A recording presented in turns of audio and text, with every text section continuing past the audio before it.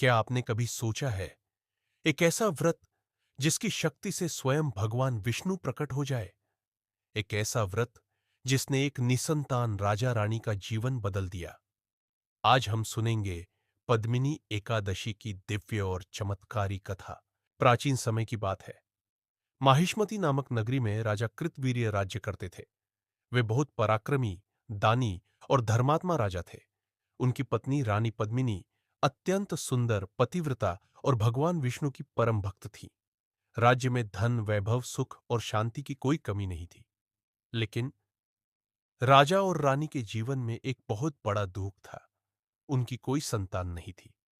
हर दिन रानी पद्मिनी भगवान से प्रार्थना करती, हे प्रभु, हमें भी संतान सुख दीजिए। राजा कृतवीर्य भी भीतर से टूट चुके थे। उन्हें लगता था कि उनके बाद राज्य संभालने वाला कोई नहीं होगा। धीरे धीरे दोनों का मन राजमहल से हटने लगा। एक दिन राजा ने निर्णय लिया, अब हम भगवान को प्रसन्न करने के लिए कठोर तप करेंगे।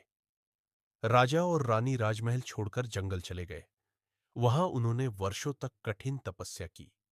तेज धूप, भूख प्यास, बरसात, लेकिन उनकी भक्ति नहीं टूटी। समय बीतता गया। राजा का शरीर कमजोर होने लगा। रानी पद्मिनी यह सब देखकर दुखी हो जाती, लेकिन उनका विश्वास भगवान पर अटल था। एक दिन वहां महान पतिव्रता अनसुया माता पहुंची।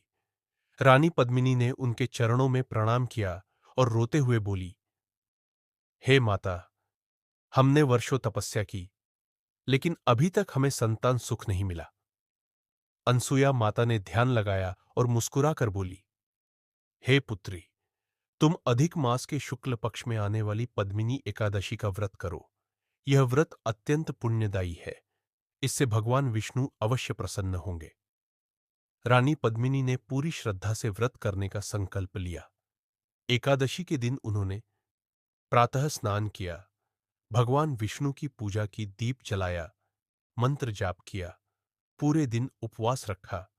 रात्रि में उन्होंने जागरण किया और भगवान का भजन करती रहीं। उनकी भक्ति इतनी सच्ची थी कि पूरा वातावरण दिव्य हो उठा। रानी की कठोर भक्ति देखकर भगवान विष्णु अत्यंत प्रसन्न हुए। अचानक वहां दिव्य प्रकाश फैल गया।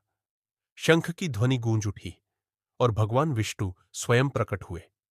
रानी पद्मिनी की आंखों से आंसू बहने लगे। भगवान बोले, हे देवी, मैं तुम्हारी भक्ति से प्रसन्न हूं, वर मांगो। रानी ने हाथ जोड़कर कहा, प्रभु, हमें एक तेजस्वी पुत्र प्राप्त हो। भगवान विष्णु मुस्कुराए और बोले, तथास्तु। इसके बाद भगवान अंतर्ध्यान हो गए। कुछ समय बाद रानी पद्मिनी ने एक दिव्य पुत्र को जन्म दिया, कार्तवीर्य अर्जुन। वह आगे चलकर अत्यंत शक्तिशाली और प्रसिद्ध राजा बने। इस कथा से हमें सीख मिलती है कि सच्ची भक्ति कभी व्यर्थ नहीं जाती।